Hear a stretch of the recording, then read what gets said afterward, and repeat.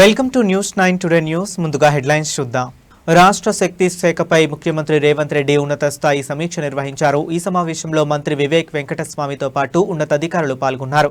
Young India skill యూనివర్సిటీలో నూతన ఆవిష్కరణల కోసం ప్రత్యేక రీసెర్చ్ సెంటర్ ఏర్పాటు చేయాలని ముఖ్యమంత్రి ఆదేశించారు. ప్రభుత్వ ఇంజనీరింగ్ కళాశాలల విద్యార్థులకు పరిశ్రమలో ఇంటర్న్షిప్ అవకాశాలు కల్పించడంతో పాటు ఏటీసీల్లో ఈవీ సర్వీసింగ్, డ్రోన్ టెక్నాలజీ కోర్సులు ప్రారంభించాలని సూచించారు.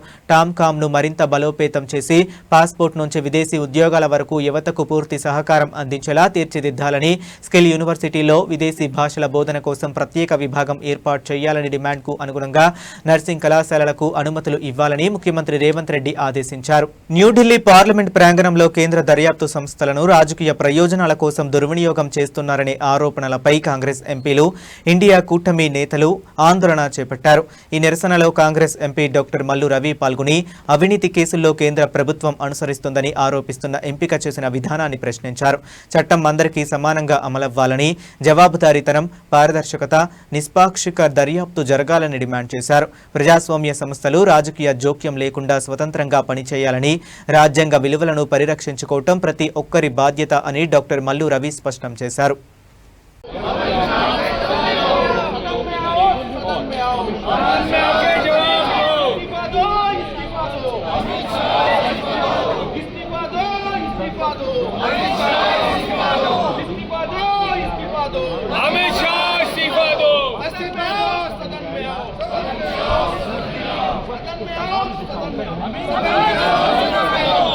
आप देखिए इन तस्वीरों में यहाँ पर पोस्टर बना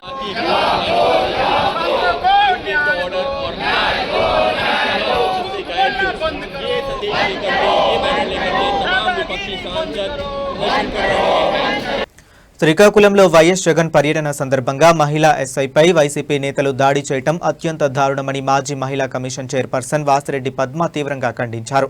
వైసీపీ ప్రోత్సహిస్తున్న రప్పారప్ప సంస్కృతే ఇలాంటి ఘటనలకు కారణమని ఆరోపించారు. విధుల్లో ఉన్న మహిళా పోలీసు అధికారిని అడ్డుకోవటం, ఆమెపై దౌర్జన్యానికి పాల్పడడం మహిళల ఆత్మ గౌరవంపై దాడేనని పేర్కొన్నారు. ఈ ఘటనపై వైఎస్ జగన్ బాధ్యత వహించి బహిరంగ క్షమాపణ చెప్పాలని, ప్రభుత్వం కఠిన చర్యలు తీసుకోవాలని, పోలీస్ సంఘాలు కూడా స్పందించాలని వాసిరెడ్డి పద్మ డిమాండ్ చేశారు. రప్పారప్ప సంస్కృతి ఫలితమే జగన్ సమక్షంలో శ్రీకాకుళంలో మహిళా ఎస్ఐపై జరిగినటువంటి దాడి. నిజంగా ఈ దాడి జరిగినటువంటి తీరు చూస్తే సమాజం దిగ్భ్రాంతికి గురైంది.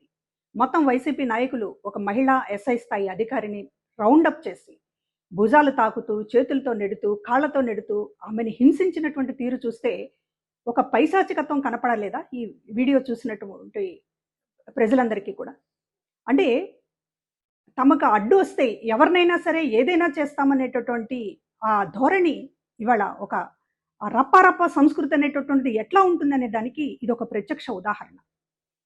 జగన్మోహన్ రెడ్డి గారు ఈ విషయంలో ఈ వీడియో ఇంత ప్రచారం అవుతున్నా కూడా కనీసం ఆ పార్టీ నుంచి ప్రకటన లేదు. జగన్మోహన్ రెడ్డి గారు కనీసం పశ్చాత్తాపం వ్యక్తం చేస్తూ ప్రకటన కూడా చేయలేదు. మహిళలను అవమానించడం అనేటటువంటిది అంటే వాళ్ళ ఆత్మస్థైర్యం దెబ్బతింది. ఒక ఎస్ఐ స్థాయి అధికారిని ఒక భయం గొలుపుతూ ఆవిడ ఒక ప్రాణ భయంతో వణికిపోతూ తప్పించుకున్నటువంటి తీరు చూస్తే వాళ్ళ ఆత్మస్థైర్యాన్ని, వాళ్ళ మనోధైర్యాన్ని దెబ్బతీసినటువంటి తీరు ఇది చాలా కళంకం తెచ్చిపెట్టింది మహిళలకు సంబంధించి. మహిళలను అవమానించడం వైసీపీకి ఒక సంస్కృతిగా మారుతుంది. అసెంబ్లీలో నారా భువనేశ్వర్ గారిని అవమానించడం, జగన్ తన సొంత చెల్లెలు షర్మిల పైన నీచమైనటువంటి ప్రచారానికి ఉసిగొల్పటం, వైసీపీని వ్యతిరేకించేటటువంటి మహిళల పైన చాలా దారుణమైనటువంటి ఒక సైకో దాడి జరగటం, ఇవన్నీ చూస్తుంటే ఇవాళ తాజాగా మహిళా ఎస్ఐ పైన ఆ పార్టీ మగ నాయకుల్లాగా వ్యవహరించినటువంటి తీరు చూస్తే ఎక్కడికి పోతున్నాం మనం? రాజకీయ పార్టీల ముసుగులో ఇవాళ మహిళల పైన జరుగుతున్నటువంటి దాడిని ఖండించకపోతే నిజానికి మహిళల్ని చాలా అవమానించేటటువంటి పరిస్థితి సమాజంలో నెలకొంటుంది. దీనిపైన తక్షణం రాష్ట్ర ప్రభుత్వం సీరియస్గా స్పందించాలని చెప్పి కోరుతూ ఉన్నాను. అదేవిధంగా పోలీసు ఉద్యోగ సంఘాలు కూడా దీన్ని ఒక చాలా బాధ్యతాయుతంగా ఈ ఇష్యూని తీసుకుని నిందితులకి కఠినమైనటువంటి శిక్ష పడే విధంగా చేయాలని చెప్పి కోరుతున్నాను. అదేవిధంగా ఇప్పటికైనా సరే జగన్మోహన్ రెడ్డి గారు ఈ ఘటన పైన క్షమాపణ చెప్పకపోతే ఆ పార్టీకి, వైసీపీ పార్టీకి మహిళల గురించి మాట్లాడేటటువంటి అర్హత ఉండదని గుర్తుంచుకోవాలి.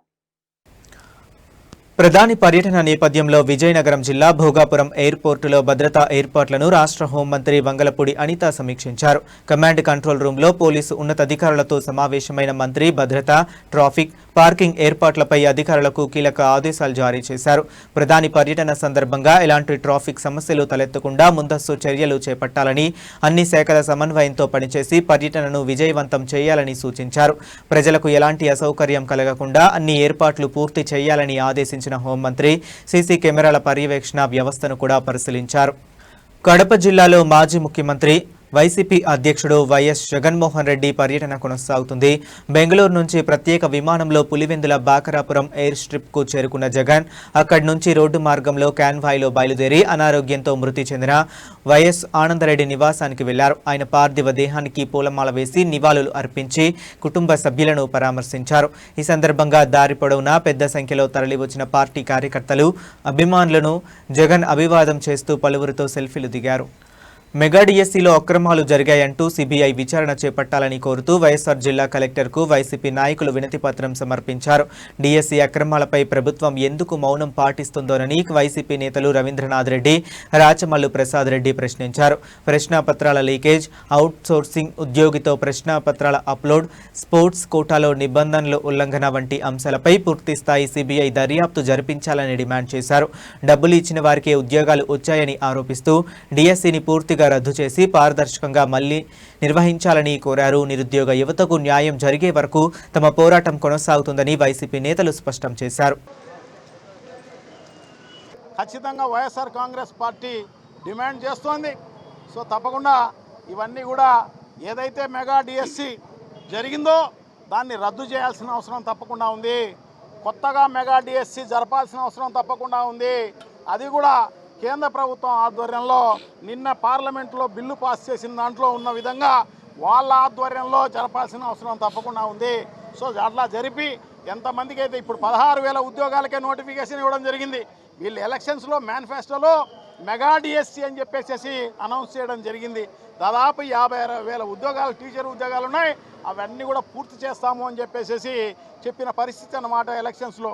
కానీ 16,000కు మాత్రమే ఇవ్వడం జరిగింది. సో ఇంకా ఏదైతే ఖాళీలు ఉన్నాయో అవి కూడా కలిపి, ఇవి కూడా కలిపి దానికి సంబంధించి ఆ డిఎస్సి నోటిఫికేషను ఇవ్వాల్సిన అవసరం తప్పకుండా ఉంది. అర్హత కలిగిన వాళ్లకు ఖచ్చితంగా ఉద్యోగాలు రావాల్సిన అవసరం తప్పకుండా ఉంది అని చెప్పి తెలియజేసుకుంటున్నాం. సో అందుకోసమే దీనికి ఈ ఉద్యమాన్ని కొనసాగింపుగా, ఎందుకంటే మొన్న జిల్లా వ్యాపితంగా ఉద్యమం చేయడం జరిగింది.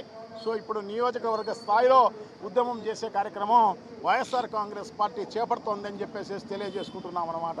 సో ఇప్పటికైనా కూడా ఈ విద్యార్థులు అయితేనేమి, యువత అయితేనేమి ఈ కార్యక్రమాలు అన్ని దానిలలో పెద్ద ఎత్తున దానిలో పాల్గొనాల్సిన అవసరం తప్పకుండా ఉంది. విజయవంతం చేయాల్సిన అవసరం తప్పకుండా ఉంది. ఈ ప్రభుత్వాన్ని క్వశ్చన్ చేయాల్సిన అవసరం తప్పకుండా ఉంది. ఈ ప్రభుత్వంలోనున్న అధికారులను అయితేనేమి, ఈ ప్రభుత్వంలో పనిచేస్తున్న ప్రజాప్రతినిధులకు చొక్కా పట్టాల్సిన అవసరం తప్పకుండా ఉంది. సో అవన్నీ కూడా ఖచ్చితంగా మనం చేయగలిగినప్పుడు మాత్రమే మనం అనుకున్న రిజల్ట్ వచ్చే కార్యక్రమం జరుగుతుంది.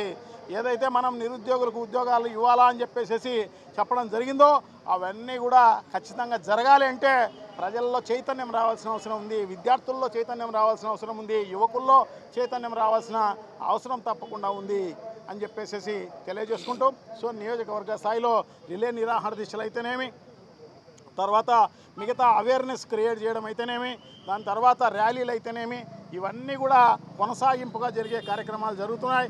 ఇవే కాకోకుండా ఈ ప్రభుత్వం దిగొచ్చేంత వరకు ఈ ఏదైతే మెగా డిఎస్సి కొత్తగా అనౌన్స్ చేసి కొత్తగా మళ్ళీ ఈ ఉద్యోగాలు నిరుద్యోగులకు అందరికీ ఇచ్చేంత వరకు కూడా వైఎస్ఆర్ కాంగ్రెస్ పార్టీ పోరాడుతుంది అని చెప్పేసి తెలియజేసుకుంటూ సెలవు తీసుకుంటున్నాం. Thank you. నమస్కారం. ఎడతెరిపి లేకుండా కురుస్తున్న భారీ వర్షాలతో ములుగు జిల్లా వాజేడు మండలంలో జనజీవనం అస్తవ్యస్తమైంది. ఇసుక వాగు ఉధృతంగా ప్రవహించడంతో డైవర్షన్ రోడ్డు తెగిపోవడంతో గ్రామాల మధ్య రాకపోకలు పూర్తిగా నిలిచిపోయాయి.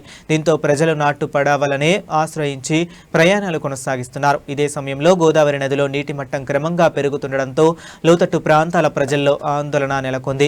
దేవాదుల ప్రాజెక్టు వద్ద మొదటి ప్రమాద హెచ్చరిక జారీ చేసిన అధికారులు నదీ తీర ప్రాంతాల ప్రజలు అప్రమత్తంగా ఉండాలని, అవసరమైతే సురక్షిత ప్రాంతాలకు తరలేందుకు సిద్ధంగా ఉండాలని సూచించారు.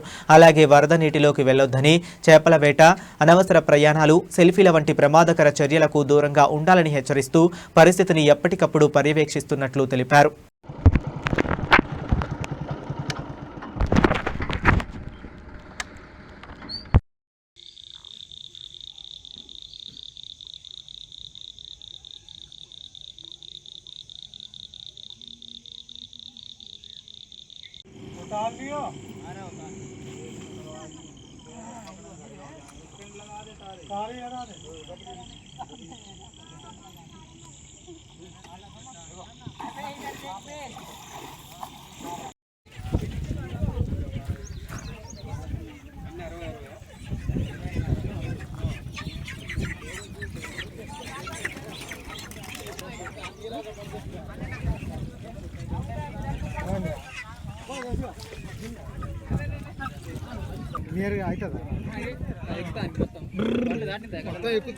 ఎక్కింది ఆల్రెడీ ఇప్పుడు ఎక్కి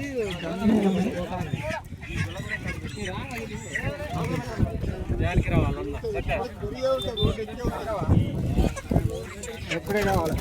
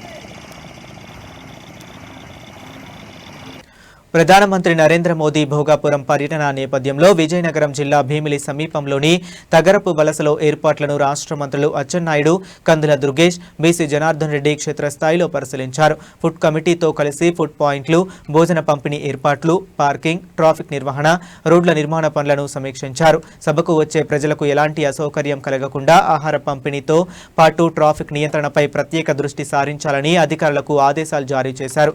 అన్ని ఏర్పాట్లు సమన్వయంతో పూర్తి చేసి ప్రధానమంత్రి పర్యటనను విజయవంతం చేయాలని మంత్రులు సూచించారు. గుంటూరులోని బీసీ బాలికల హాస్టల్లో ఐరన్ టాబ్లెట్లు తీసుకున్న అనంతరం 5 విద్యార్థినులు అస్వస్థతకు గురైన ఘటన కలకలం రేపింది. హాస్టళ్లలో ఉన్న సుమారు 400 మంది విద్యార్థినులకు ఐరన్ టాబ్లెట్లు పంపిణీ చేయగా 5 ఆరోగ్య సమస్యలు తలెత్తినట్లు సమాచారం.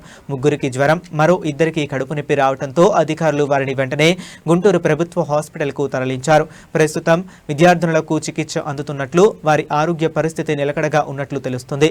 ఘటనకు సంబంధించిన పూర్తి వివరాలు ఇంకా తెలియాల్సి ఉంది.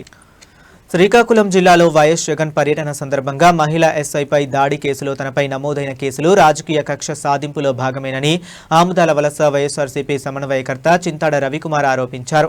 వీడియో సందేశం విడుదల చేసిన ఆయన జగన్ పర్యటన విజయాన్ని మసకబార్చేందుకే తనపై తప్పుడు కేసులు నమోదు చేశారని అన్నారు. మహిళా ఎస్ఐపై ఎలాంటి దాడి చేయలేదని, ఆమె ఆరోగ్యం దృష్ట్యా జనసందోహం నుంచి పక్కకు తీసుకువెళ్లే ప్రయత్నమే చేశామని స్పష్టం చేశారు. పూర్తి వీడియోలు విడుదల చేస్తే వాస్తవాలు బయటపడతాయని ఏర్పడతాయని, జరగని ఘటనకు హత్యాయత్నం వంటి తీవ్రమైన కేసులు ఎలా నమోదు చేస్తారని ప్రభుత్వాన్ని ప్రశ్నించారు.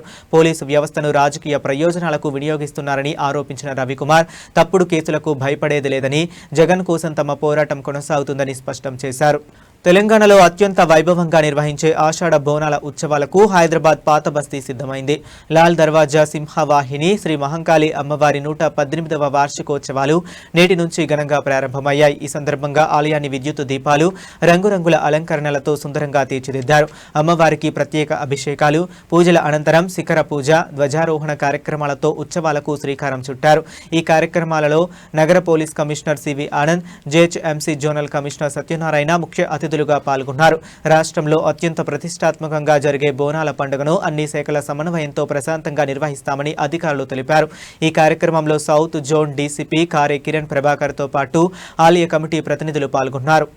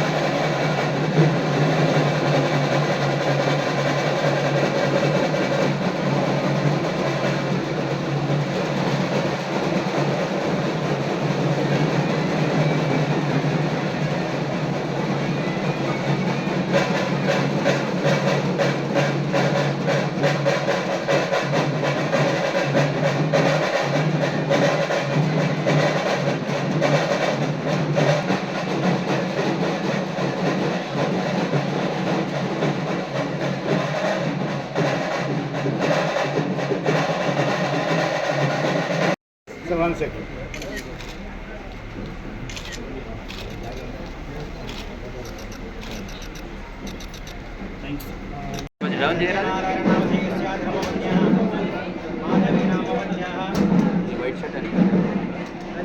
సినిమా సార్ కొంచెం sir cinema sir cinema sir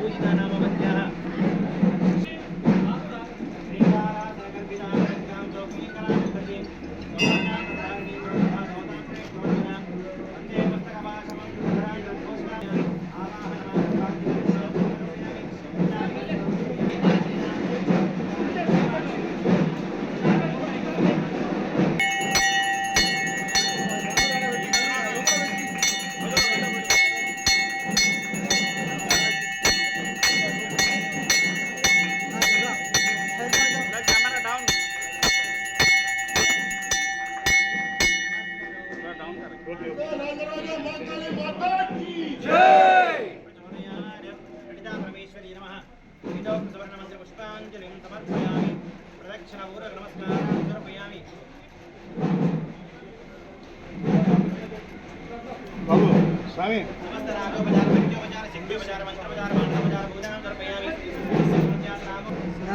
back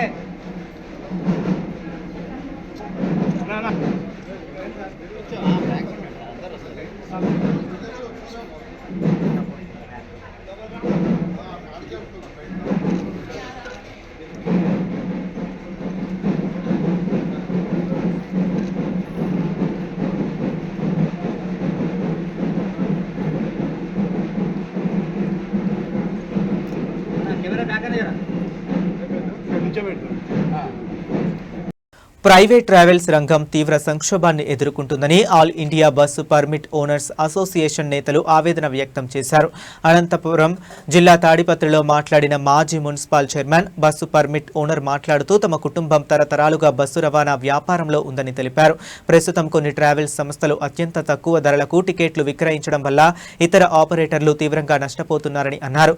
red bus వంటి ఆన్లైన్ బుకింగ్ వేదికలు యజమానులకు రేటింగ్ ఇవ్వడం సరైన విధానం కాదని, ప్రయాణికులే సేవలపై అభిప్రాయం చెప్పాలని వ్యాఖ్యానించారు. ట్రావెల్స్ యజమానులు ఏకాభిప్రాయంతో వ్యవహరించాలని, ఇతరులు నిర్ణయించిన అసాధ్యమైన ఛార్జీలకే బస్సులు నడిపితే నెల రోజుల్లోనే వ్యాపారాలు మూతపడే పరిస్థితి వస్తుందని హెచ్చరించారు.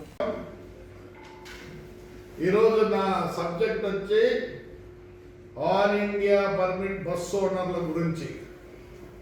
Today I am going to speak about the all India permit owners. My father was a bus owner as a coal bus operator. I have a passion for them. Last 6 years I suffered a lot because of the government. Altogether I had buses and lorries nearly 500. I lost everything.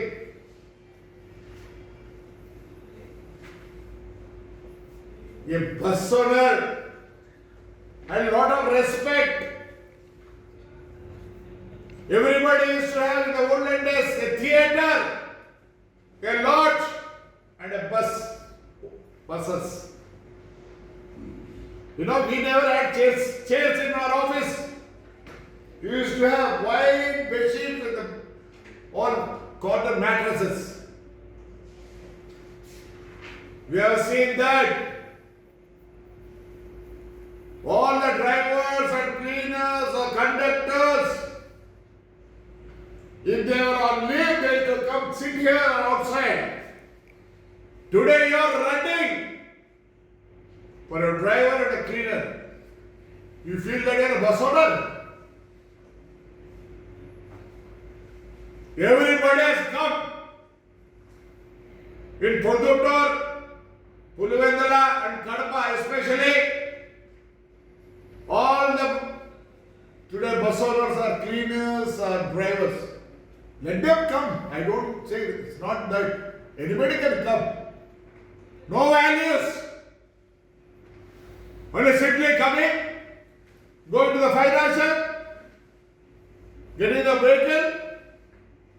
You have monitor of 60 days, 90 days.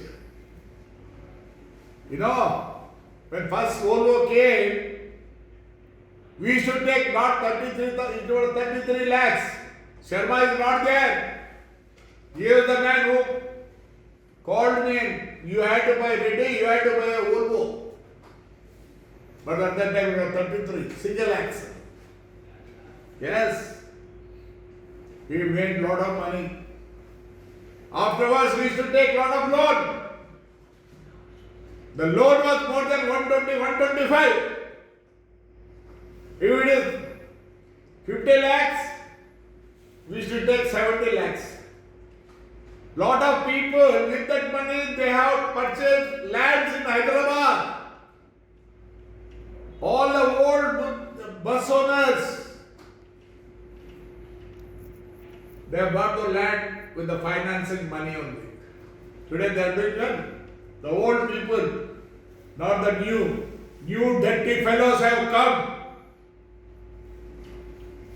No prestige.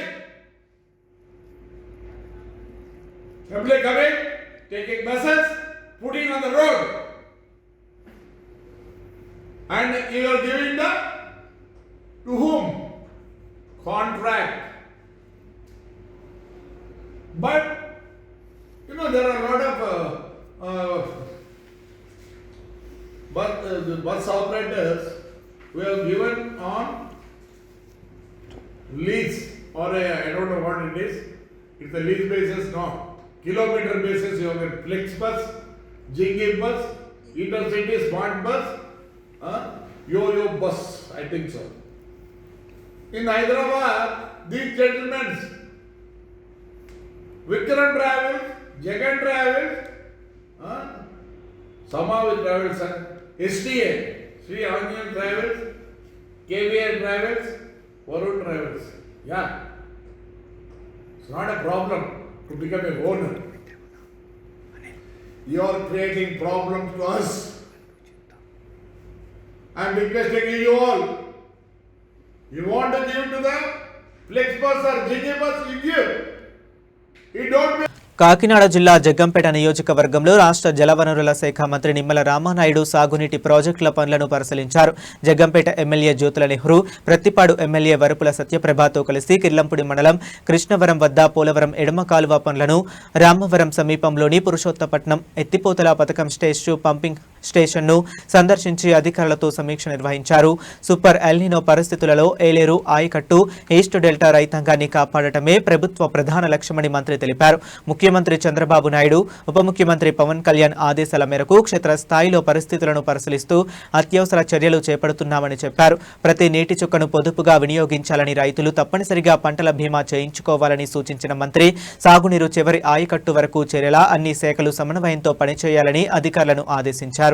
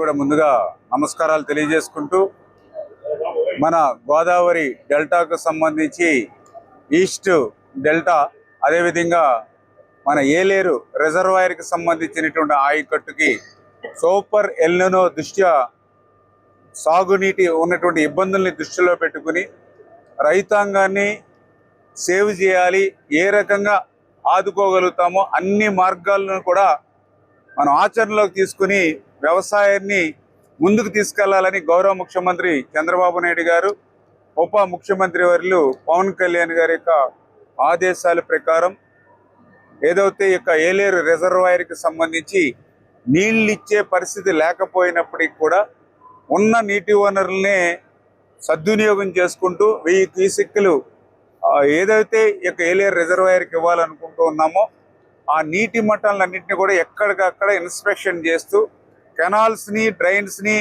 ఎక్కడికక్కడ inspections, తగిన సూచనలు, సలహాలు అధికారులకు ఎక్కడికక్కడ ఇస్తూ ఇంకా మెరుగ్గా water flow అవడానికి ఏ రకంగా చర్యలు తీసుకోవాలో వాటి మీద ఈవేళ 2వ రోజు కూడా ఈ కాకినాడ జిల్లాలో పిఠాపురం, ప్రత్తిపాడు, జగ్గంపేట, పెద్దాపురం నియోజకవర్గాల్లో ఈరోజు 2వ రోజు కూడా పర్యటిస్తూ అందులో భాగంగా పిఠాపురం బ్రాంచ్ కెనాల్ 38 కిలోమీటర్లు ఉన్నటువంటి కెనాల్ అంతా కూడా డీసిల్టింగ్, పర్టికులర్గా కర్రనాచు బాగా పెరిగిపోయి నీటి ప్రవాహానికి అడ్డంకంగా ఉన్నటువంటి స్థితిలో 38 కిలోమీటర్లు కూడా కర్రనాచు, వీడు లాంటివన్నీ కూడా ఇమ్మీడియట్లీ తొలగించడానికి ఎంత అమౌంట్ ఖర్చు అయినా పర్వాలేదు ఎస్టిమేషన్ వేసి పనులు ప్రారంభించమని ఇరిగేషన్ అధికారులకు కూడా ఆదేశాలు ఇవ్వడం జరిగింది. రాష్ట్ర ప్రజలకు కుటుంబ సభ్యుల వివరాల కోసం ఇక ఒకే అధికారిక ధృవీకరణ పత్రం అందుబాటులోకి వచ్చింది. ఉప ముఖ్యమంత్రి భట్టి విక్రమార్క రాష్ట్రంలో ఫ్యాకల్టీ సర్టిఫికేట్ సేవను ప్రారంభించినట్లు ప్రకటించారు. ఈ సర్టిఫికేట్ను అన్ని తహసీల్దార్ కార్యాలయాలు, మీ సేవా కేంద్రాల్లో పొందవచ్చని తెలిపారు. ప్రభుత్వ శాఖలు, ప్రైవేటు సంస్థలు లేదా ఇతర అవసరాల కోసం కుటుంబ సభ్యుల వివరాలు కోరినప్పుడు ఈ ఫ్యామిలీ సర్టిఫికేట్ అధికారిక ధృవీకరణ పత్రంగా ఉపయోగపడుతుందని చెప్పారు.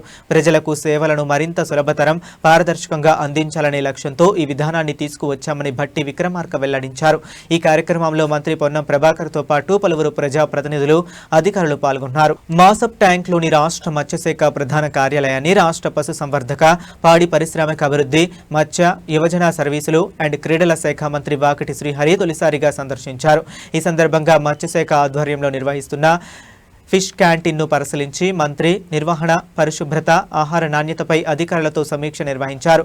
ప్రజలకు పరిశుభ్రమైన, నాణ్యమైన చేపల ఆహారాన్ని అందించడమే ప్రభుత్వ లక్ష్యమని స్పష్టం చేశారు. చేపలు అధిక ప్రోటీన్లు, పోషకాలు కలిగిన ఆహారమని, ప్రజలు చేపల వినియోగాన్ని పెంచుకోవాలని సూచించారు. ఫిష్ క్యాంటీన్ సేవలను రాష్ట్ర వ్యాప్తంగా మరింత విస్తరించి ఆధునిక సౌకర్యాలతో అభివృద్ధి చేసి ప్రజలకు ఉత్తమ సేవలు అందించాలని అధికారులను మంత్రి వాకిటి శ్రీహరి ఆదేశించారు. कलकत्ता कितने सालों से कर रहे हो? 18 years हो गए। यहाँ भी कर रहे हो? यहाँ पर ही 8 साल हुआ। पूरा आप ही करते हो? पूरा आप ही करी हेल्प करते, करी उन्होंने बनाते ऐसा करते। अच्छा మీరు ఇక్కడ వచ్చి करके जो सही रहता మనమే ఫ్రెష్ గా మనం మార్కెట్ లో మార్కెట్ నుంచి తెచ్చి వండుతాం. है సంథింగ్ ఎవరో సుజాత ఇప్పుడు 4 గంటలకు అయిపోయింది, ఇది మిగిలింది కదా, ఇది ఏం చేస్తారు? రేపటికి ఉపయోగిస్తారు. వస్తుందా? చేప ఏం ఖరాబ్ కాదు, ఇంకా టేస్ట్ ఉంటుందా? రేపు అక్కడ పెద్దగా ఓపెన్ చేద్దాం సార్, అది లైన్ కాదమ్మా, ఇది మోడల్ పెట్టు, పర్యాటక కేంద్రం ఎట్లా చేస్తున్నా దాన్ని. మనకు ఫిష్ పేరుగా డానియల్ ఎక్కడ? कलकत्ता कितने सालों से कर रहे हो? 18 years हो गए। यहाँ भी कर रहे हो? यहाँ पर ही 8 साल हुआ। पूरा आप ही करते हो? पूरा आप ही करी हेल्प करते, करी उन्होंने बनाते ऐसा करते। గాంధీ భవన్లో నిర్వహించిన మీడియా సమావేశంలో ప్రభుత్వ సలహాదారు వి హనుమంతరావు బీజేపీపై తీవ్ర విమర్శలు చేశారు. బీజేపీ నాయకుడు అభిషేక్ను బీజేపీలోకి చేరాలని ఒత్తిడి చేయడం, బెదిరింపులకు పాల్పడడం సమంజసం కాదని అన్నారు. విద్యార్థుల ఉద్యమాన్ని అణచివేసే ప్రయత్నాలు జరిగాయని, విద్యార్థుల పోరాటం ఫలితంగానే విద్యాశాఖ మంత్రి రాజీనామా చేశారని వ్యాఖ్యానించారు. ఉద్యమ సమయంలో విద్యార్థులపై నమోదైన కేసులన్నింటినీ వెంటనే ఉపసంహరించుకోవాలని, పరీక్ష పేపర్ లీకేజ్ కారణంగా ఆత్మహత్య చేసుకున్న విద్యార్థుల కుటుంబాలకు కోటి చొప్పున పరిహారం ఇవ్వాలని డిమాండ్ చేశారు. అయోధ్య ఆలయంలో విరాళాల అక్రమాలపై బీజేపీతో పాటు ఆధ్యాత్మిక గురువులు కూడా స్పందించాలని, ఈ వ్యవహారంలో బాధ్యులపై కఠిన చర్యలు తీసుకోవాలని వి హనుమంతరావు కోరారు. ఈ ఉద్యమాన్ని ఆపు, బీజేపీలో చేరు, లేకపోతే నీ కుటుంబం నీ మీద ఏది ఆఖరుకు బీజేపీలో చేరకపోతే అంతు చూస్తామని బీజేపీ నాయకులు అల్టిమేటం ఇవ్వడం ఎంతవరకు న్యాయమని అడుగుతున్నా. నరేంద్ర మోడీ గారు ఆర్ఎస్ఎస్ బీజేపీ నాయకుల ఏదైతే ధైర్యం పెరిగిపోతుంది, ధైర్యాన్ని ఏదైతే భయపెట్టించేసి రాజ్యాధికారంలో రావాలి మళ్ళీ అని ఆలోచన తప్పితే, పిల్లలకు జరుగుతున్నటువంటి అన్యాయం మీద ఒక యువకుడు ఇంత పెద్ద ఉద్యమం తీయడం, నేను అనుకుంటా భారతదేశ చరిత్రలో గతంలో తెలంగాణ ఉద్యమం ఏ విధంగానే తెలంగాణలో జరిగి ఆఖరుకు తెలంగాణ వచ్చే వరకు పోరాడినటువంటి విద్యార్థులు, అదేవిధంగా అభిషేక్ దీప్కే గారు కూడా కాంప్రమైజ్ కాకుండా ఎన్ని బెదిరింపులు పెట్టినా నేను తల వంచను, మీ పార్టీలో చేరను అని నిర్ణయం తీసుకున్నాడు. కాబట్టి ఆఖరుకు మొన్న జరిగినటువంటి పార్లమెంటు సమావేశంలో 24 లాఠీల దెబ్బలు తిన్నారు, ఏది బుల్లెట్ దెబ్బలు తిన్నారు, అన్నీ తిన్నా కానీ ఎక్కడ కూడా కాంప్రమైజ్ కానటువంటి యువకుడు ఏం దౌర్జన్యం అంటున్నా. దానికి బిల్లు పెడితే ఏదైతే మంత్రిని అయితే మార్చారు, కానీ ఆయన ప్లేసులో ఎవరైతే